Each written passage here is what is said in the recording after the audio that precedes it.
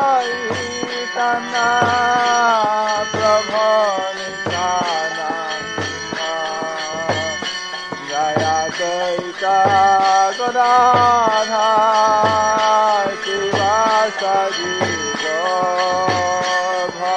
following is a class given by His Holiness Jayapataka Swami Maharaj on June 10th, 1981 in St. Louis. The class begins with a reading from the Śrīmad-Bhāgavatam, Canto 3, Chapter 26, Text 20.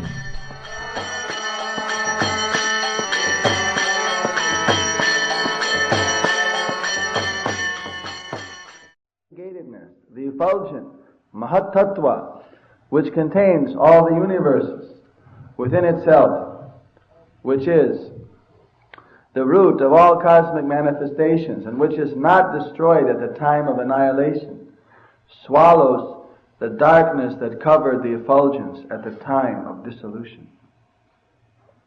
Translation: since the Supreme Personality of Godhead is ever existing, all blissful and full of knowledge, His different energies are also ever existing in the dormant stage.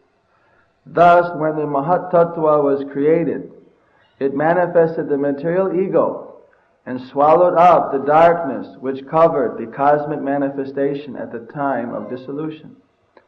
This idea can be further explained. A person at night remains inactive, covered by the darkness of night. But when he is awakened in the morning, the covering of night or the forgetfulness of the sleeping state disappears. Similarly, when the Mahatattva appears after the night of dissolution, the effulgence is manifested to exhibit the variegatedness of this material world. Thus, in the purport, Bhaktivedanta purport of text 20, chapter 26, canto 3 of the Śrīmad-Bhāgavatam in the matter of fundamental principles of material nature. So here it says how the Mahatattva, either dormant or manifested, is always existing.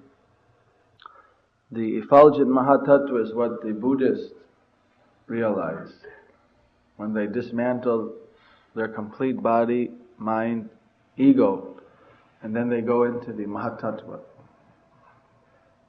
But they never realize the self. So they don't go beyond the Viroja to the Brahma-Jyoti. That's why they think that everything's over. Because they didn't realize the self and they dismantled everything else. And they think, finished. Bliss. Actually, for the Vaishnavas, either this type of nirvana that they consider the materialistic nirvana or even the Brahma stage of realizing the Brahma-Jyoti is completely undesirable. You see, of course, every living entity is eternal and has got pure spiritual knowledge, bliss, eternally as their nature. But when we're in the material world, we forget our natural blissful state. Because by the false ego we identify with this body. We identify with this body, mind, intelligence, and thus we are forced to suffer in joy through the senses and through the mind. And the process of yoga are to transcend this illusory identification and come to our original state of consciousness. Now, only Krishna consciousness and the process of bhakti yoga takes one up to the full potential of the living entity. Other processes of self-realization, yoga, Buddhism, they take one different levels, but never up to the complete potential of the living entity. Either up to the Mahatattva, or up to the Brahma-Jyoti, or even realizing Paramatma, the super soul, in the mystic yoga process. But to actually go to the spiritual planets of Krishna and to regain one's original spiritual form, one siddhupalabdhi, and one siddha deho, the Satchidananda form of eternity, knowledge and bliss, this is only possible by the practice of Krishna consciousness, Bhakti Yoga. And amongst all the different types of bhakti yoga or different paramparas, actually Lord Chaitanya Mahaprabhu has combined all of them. He has taken the essence from the 4 different sampradayas. You know that there's Shiva Sampradaya, Lakshmi Sampradaya, Kumara Sampradaya, and Lord Brahma Sampradaya. Of course, we are falling in the Lord Brahma, technically speaking. But to differentiate Lord Chaitanya, followers call this the Brahma Madhva Gaudiya Sampradaya. Because Lord Chaitanya is Krishna himself. When he appeared in the Brahma Sampradaya, who was the first created being of the universe and a pure devotee, the father of Lord Shiva, etc., and the father of the Kumaras.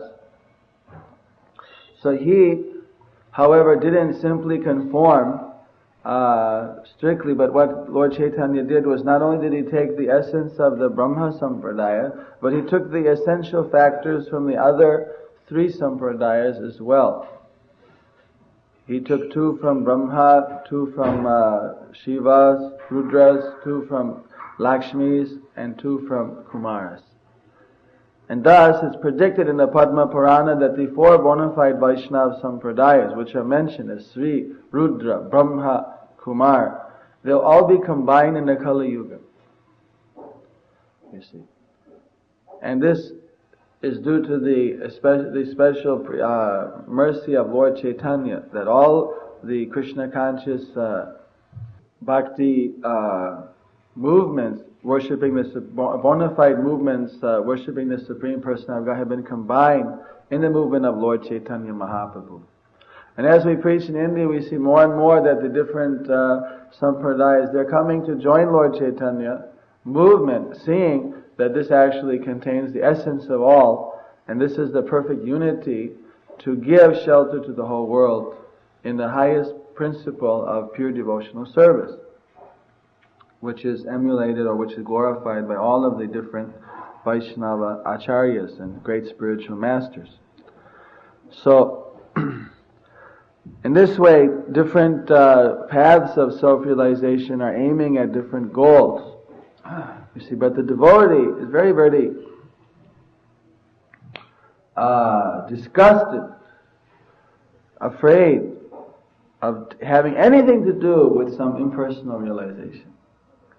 You see, one time Bhaktivinoda Thakur, in his meditation, he was walking through Navadvip Dham, and when he got to Rudradvip there, he saw a beautiful woman who was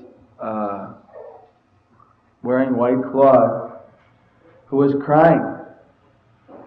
And her hair was a little bit disheveled, and she looked distraught, and she started heading towards Bhaktivinoda Thakur, and she was saying, Bhaktivinoda Thakur, Bhaktivinoda Thakur, or whatever. She was saying, oh, I'm so unfortunate.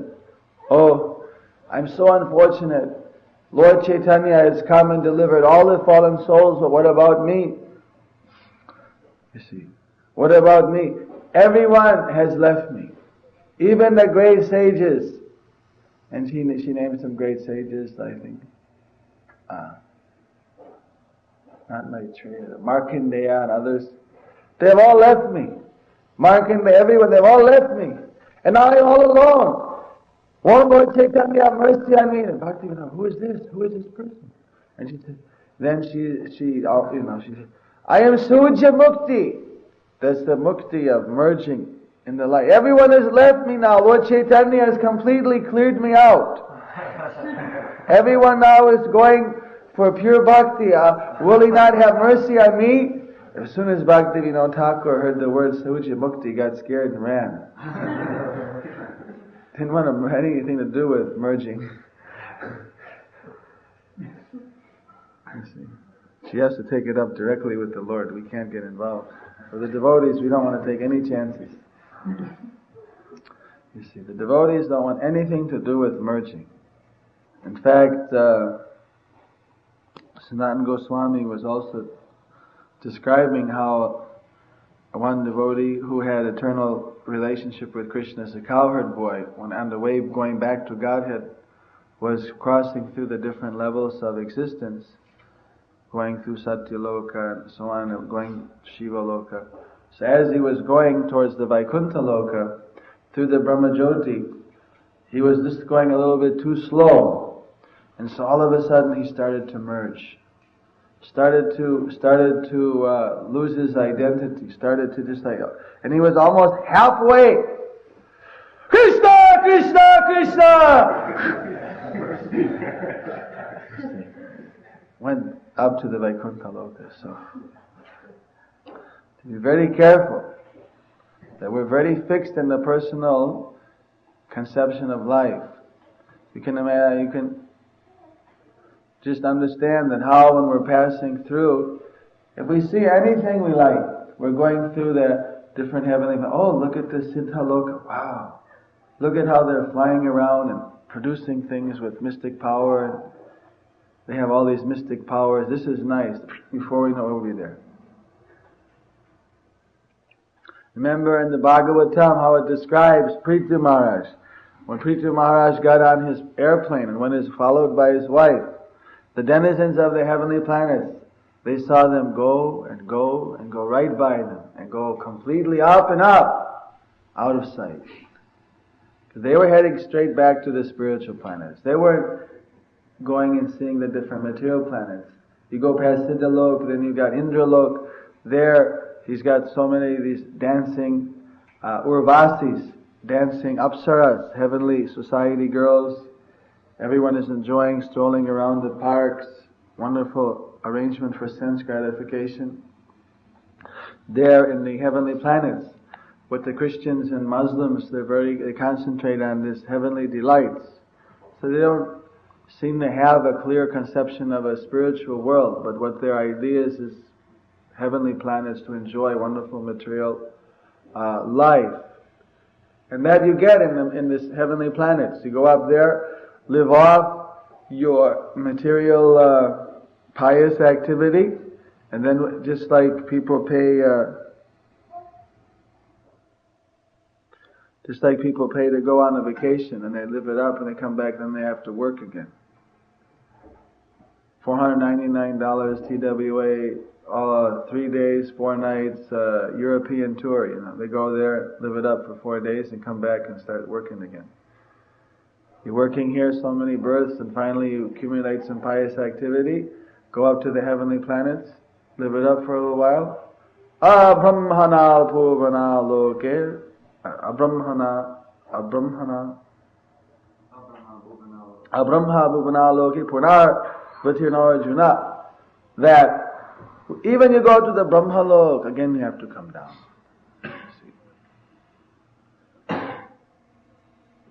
This is the thing. So when you're going back to Godhead, naturally a person can be passing all these places. He says, oh, here's a very nice garden, so many nice women, so many handsome men. Oh, let us this looks like a pretty nice place. Then you won't go further. You have to be fixed. Akaha kulu nandana. You see, fixed on going back to home, fixed on serving Krishna, fixed on just serving Krishna. And that service to Krishna, that desire to serve the Lord, that will take you to His association. Either in another universe in the material world, or otherwise directly back where Lord Krishna is, or directly back to the spiritual world. But it will take you to Krishna's association. But as soon as you see anything in the material world which attracts, let me just see this. You see, all these desires for seeing the material world, they should become completely eradicated. One should take out that desire for sense gratification altogether, for enjoying the material world, and simply by cultivation uncover the pure, real service attitude which is our spiritual birthright, which is what will carry us just like a transcendental airplane back to the spiritual eternal service of the Lord. So to also become one with that spiritual energy, which are, all these energies are eternal. We see that these energies also are not destroyed. That desire of just being peaceful, Shanti, Shanti, Om Shanti. People, peace. You see, the Vaishnavas, they don't want that type of peace. They don't want that type of calmness. Mother Sachi, Jasoda Mai, they were not manifesting that type of calmness. Mother Yasoda was going here and there. Where is Krishna? Where is Krishna? Bring his butter. Bring his, we have to heat up the milk for him. Oh, where's Krishna now? She was always active. The Vaishnavas, they don't want this type of death-like calmness. This type of impersonal peace. They want they want to serve Krishna in ecstatic, loving devotion. You see, that is actually real. That is a higher level of peace. You see, peace, unity in diversity, rather than unity in oblivion. You see, devotees, they don't want that type of peace. You see. Those who are fed up with the material world and just want to end it all, that type of like almost suicidal tendency, they're attracted, oh yes. And they're afraid when they see, oh, there's a personal relationship with God and there's transcendental activities and everything. In the Bhagavad Gita, Prabhupada explains they get afraid. They get afraid to commit themselves to a personal relationship with God. Because they think, just like someone who's had so many lovers, and everyone's always let them down. Somehow everything has ended up on the bad side. They think, well, if I also give my love to Krishna, then he may also let me down. You see, but this is the difference: is Krishna is perfect. He's perfect, Siddheshwara. He is the master of all perfection, Yogeshwara. He's the supreme lord of all mystic power. And in every respect, he's actually a perfect person. You see, Param Purusha. He doesn't let anyone down. He is a perfect, and you can see from his pastime, he was the perfect husband in Dwaraka. He was the perfect son. He's the perfect friend of Arjuna.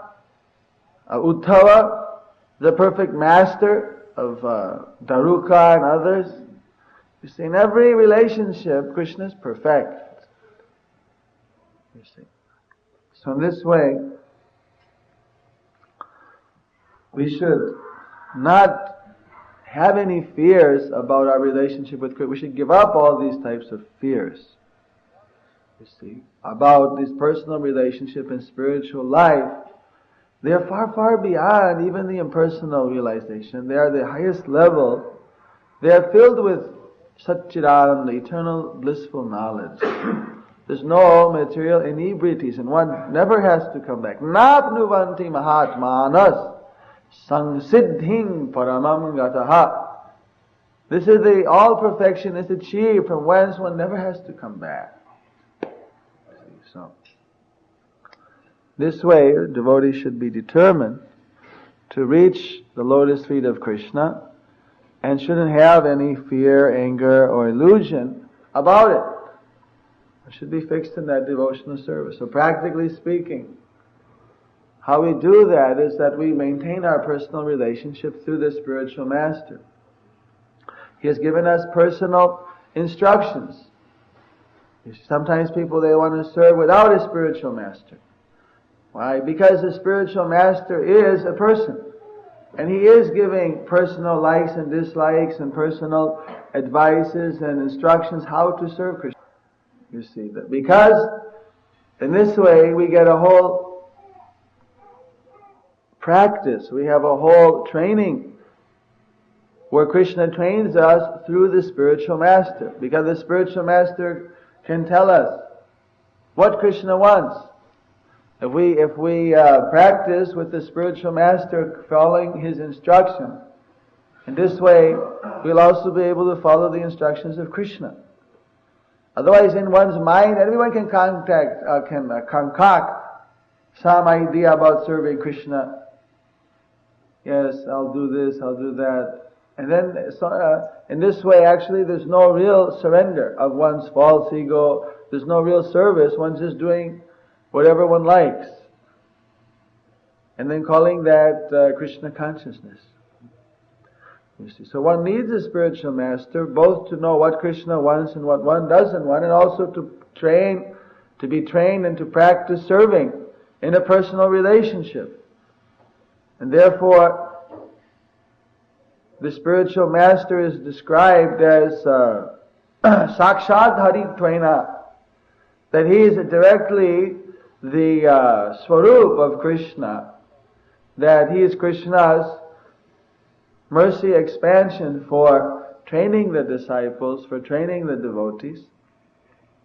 Today we're reading in that song how Sri Guru Vaishnava Padde Majaya Mon, that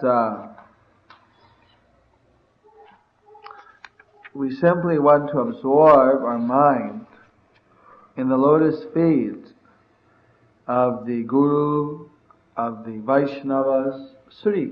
They are auspicious. They are filled with opulence because they contain a special quality of mercy and benediction of Krishna. You see, Narottam Das Thakur, he respected Srinivasacharya as the elder godbrother. You see that. Haha Prabhu Srinivasa, Doya Koro Srinivasa, Acharya Thakur. In the other song, he says like that. Actually, Srinivasacharya is a disciple of Hridayananda, who is a disciple of Gauridas Pandit. And Narottam Das Thakur is a disciple of Lokanath Goswami. No, excuse me, I'm very wrong. Srinivasacharya is a disciple of Gopal Bhatta Goswami. And it was Shyamananda Pandit, a disciple of Hridayananda Das. Excuse me. So, in that way, Srinivasacharya and Narottam, in the terms of their, both of them are the direct associates of Lord Chaitanya. Both Gopal Bhatta and Lokanath. They were directly ordered by Lord Chaitanya to go to Vrindavan. They both were directly serving Lord Chaitanya. You can say on that regard they're of the same level.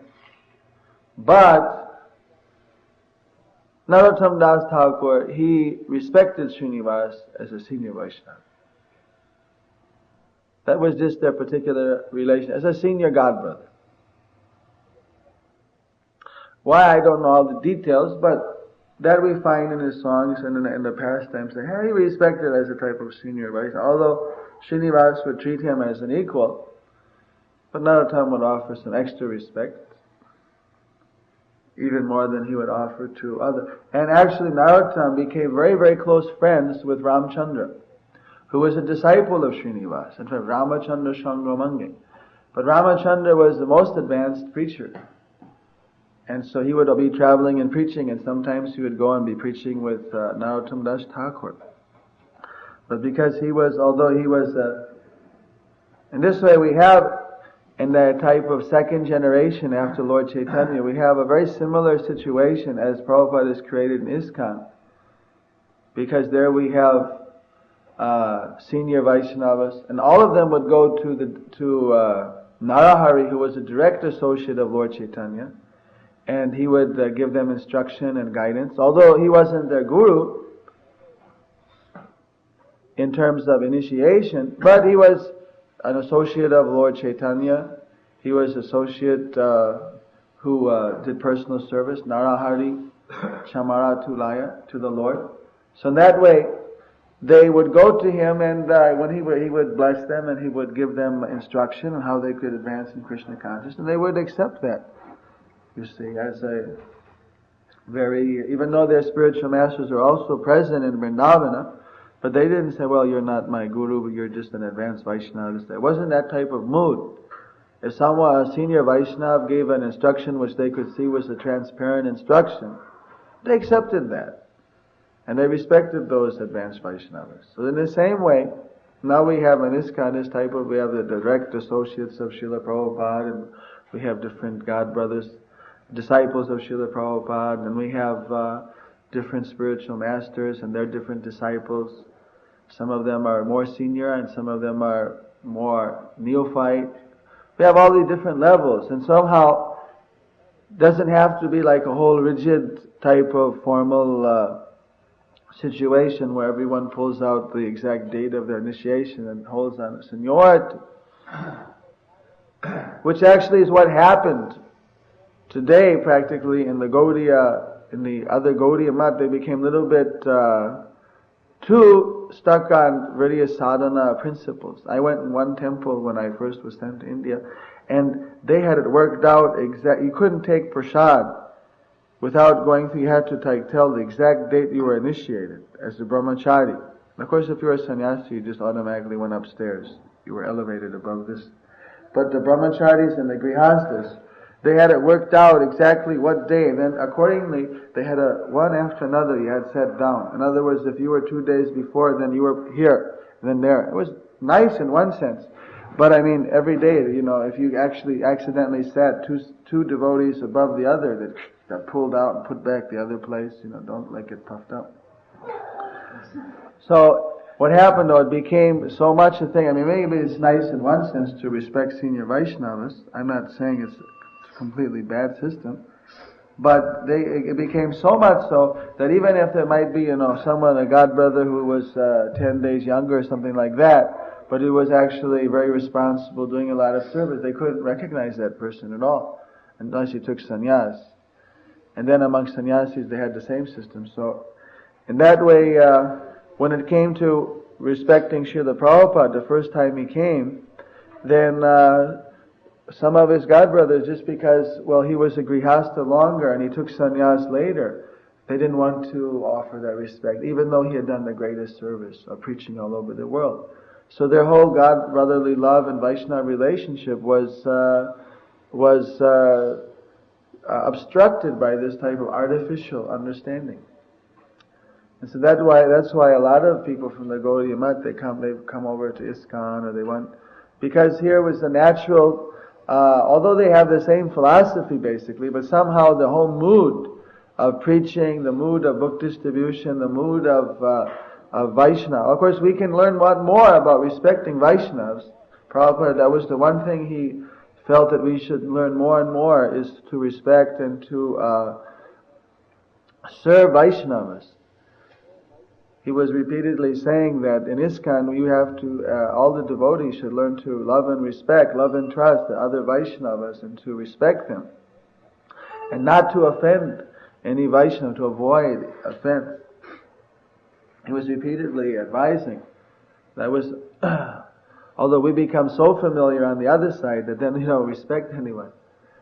You see, at least you get one extreme or the other, you see. So, of course, where I would say that Prabhupada had the greatest desire for us to actually reach the perfection. So we always have to be working at the proper combination of respect, at the same time of actual love. Not that it just becomes a formality, but it's due to Si Guru Vaishnava Padde Majayamo. We actually, from our heart, we really feel appreciation for all the Vaishnavas. That's why one of my goals in this next Mayapur festival, of course maybe none of you will be able to see it, but one of my goals is to actually show appreciation to all of the Vaishnavas, and we're trying to initiate a special award ceremony, and joint darshans of all the sannyasis and gurus and GBCs during the festival in the evenings. And then we'll have a special award ceremony, one night for all the Sankirtan awards of the year. They had this in New Mayapur at their festival. It was very wonderful, where what they would do is not just, not something like the Life Membership Trust Awards, where they just, call up and give you some useless abstract trophy. but where they glorify, first of all, for 5-6 minutes, a different devotee or the different temple involved, how they've struggled for Krishna consciousness, or how they've excelled in that particular service that they were doing.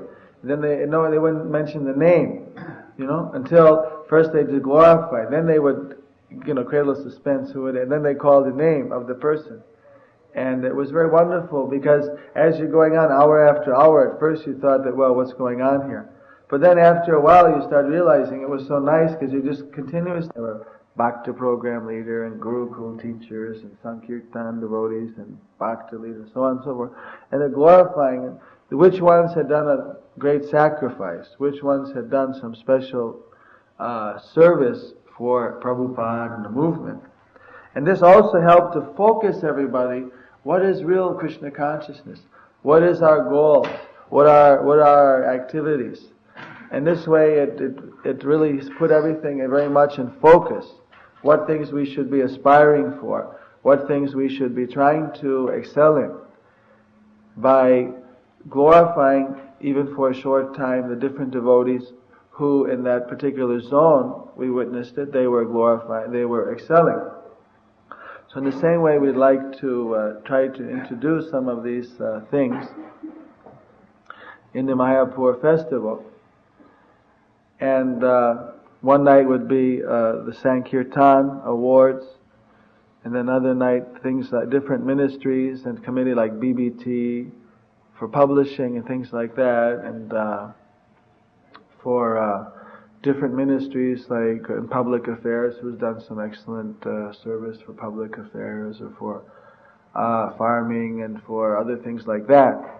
And then in the future we also would like to give out Sanskrit titles. Prabhupada suggested this for devotees who have dedicated themselves to a particular service and who have reached a certain level of steadiness and a certain level of expertise, that they are an example that others could follow and learn from. Not that just you give some person a title that he becomes falsely proud or something, but it's a responsibility.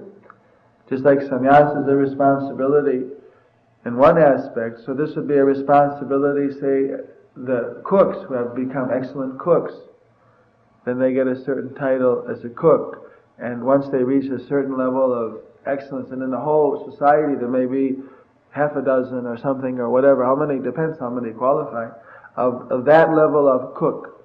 And then naturally people will go to them, and it'll be part of their responsibility as brahmanas to train other people how to reach that standard of excellence in cooking and puja and in or deity worship and in other factors. And so this, because Prabhupada, he didn't want that devotees would feel some dissatisfaction in doing different kinds of services, but rather we need expert cooks, expert pujaris, expert gurukul teachers. It's not that after 5 years person says, well, I got to become a temple president, otherwise I'm not going to go back to Godhead or something. It's not like that. You see, every service is very and most important, and it requires that certain devotees should excel in different services so that others can be trained. Not that everybody has to do one service. Of course, naturally, already the focus is on Sankirtan and other services, but we also want, even the Sankirtan preachers, we need to see the beautiful deities when we come back, nicely decorated, to purify our mind and to help us to meditate on Krishna, so that when we go out there and preach, we have the purity to give us more and more force. So we're trying to arrange a program to Mayapur Festival that this may be encouraged, at least, we hope. We hope that Nitai Gaur and Prabhupada Bhaktisiddhanta will give us some mercy for being able to do that. But this basic idea of respecting Vaishnavas, of respecting the spiritual master, of serving Krishna, these are the most important things. In fact, serving Guru and Vaishnava and taking their association is most important for us in the conditional state. For anyone in the conditional stage, anyone who wants to advance in pure devotional service, even we find that the four Kumaras, when they also came and met Prithu Maharaj, and Prithu asked them questions. They said that you have asked such a nice question that we feel benefited by this. Now we have a chance to become more purified by being able to answer such nice questions. So even for very advanced preachers, like the four Kumaras, who can be more advanced than they are, they're Sampradaya Acharyas, the beginner of a Sampradaya, even they were glorifying the association just of a qualified Vaishnava devotee who could even ask good questions, because it gave them a chance to glorify the Lord and to explain pure bhakti, which purifies even the preachers. You see, we go on with our purification. Even one is pure, still one becomes more and more elevated in devotional service simply by serving. So in this way, the devotees are always anxious for association with other Vaishnavas, to give them the opportunity to advance more and more in the service of Krishna. So we can understand these things by studying the songs and the writings of our previous acharyas, and even by understanding their pastimes, how after Lord Chaitanya, these different acharyas, they would have their intimate relationships and how they cooperate with each other for preaching the movement of Lord Chaitanya Mahaprabhu. So Prabhupada is so kind that he has created an identical type of circumstance in the International Society for Krishna Consciousness, where everyone works together in a very cooperative spirit, and where although we follow the social etiquette and formalities as are necessary, at the same time that love, faith, and appreciation of others' service take predominance. This type of a very fluid, wonderful situation. And we can, of course, only perfect that more and more by following in the footsteps of our previous acharyas. Thus we can relish the association of Krishna, Lord Chaitanya, through the association of the Vaishnavas, through the association of the spiritual master, through our service, through the classes of Bhagavatam, and through worshipping the deity and performing Sankirtan. We can continually relish these different associations, and thus time goes by very quickly.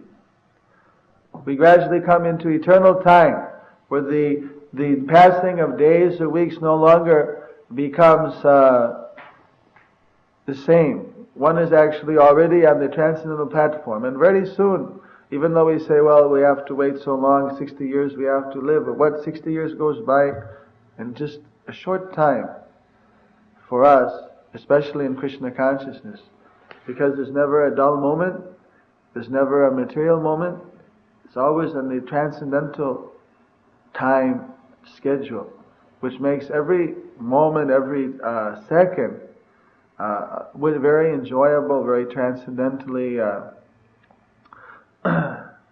empowered to bring us closer and closer to Krishna. So the time goes very quickly.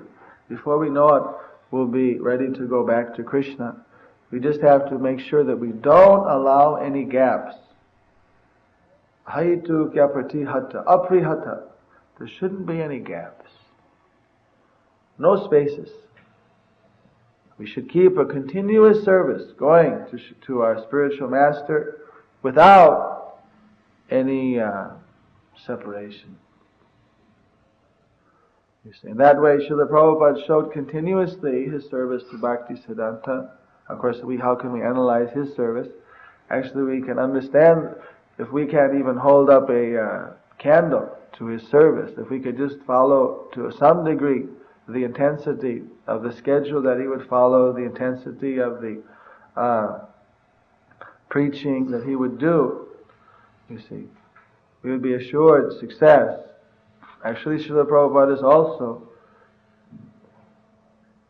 an acharya, a sampradaya acharya. He has established a sampradaya within a sampradaya, and he wants that we continue with his family tree, and that this will be the main branch of Lord Chaitanya's tree that can accommodate and unite and bring all the different branches of the Gaudiya Sampradaya together, and thus bring all the different branches of all the Sampradayas together.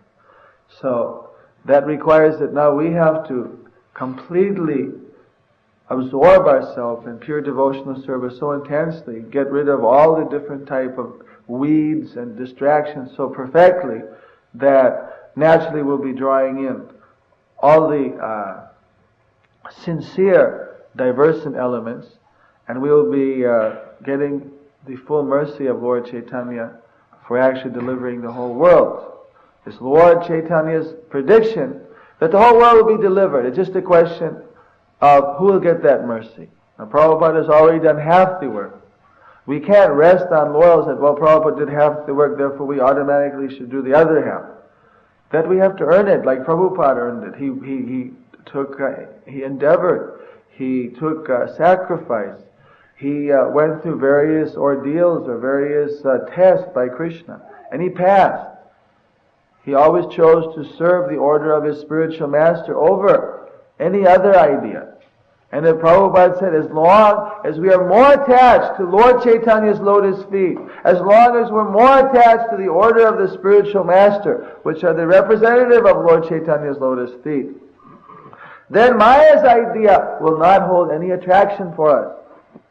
You see, this is the secret. We have to, step by step, simply refine our desires, to simply desire to do whatever will please Krishna, whatever will please Chaitanya Mahaprabhu through the spiritual master. Thus, we will be able to get that special mercy by Lord Chaitanya's benediction, to actually deliver the whole rest of the world, whatever is still left in Srila Prabhupada's mission. And that is, of course, for us, will be the greatest opportunity to be instruments in the hands of Krishna. We should surrender to become instruments. We can't do it on our own. It's not our personal power, any individual's power that can do it. It's only the mercy of Krishna, Chaitanya Mahaprabhu coming down. We have to become via media, transparent media. We have to surrender our false ego to the lotus feet of Lord Chaitanya and act as his instruments, all of us together in different ways. And thus ISKCON will get this special empower, which it already is getting, no doubt. It's already doing that work, and it will continue to grow and do the same as long as we work on this particular aspect of following very strictly in the footsteps of our previous acharyas. By their mercy, we'll get this mercy of Lord Chaitanya, which is going to benedict the whole world.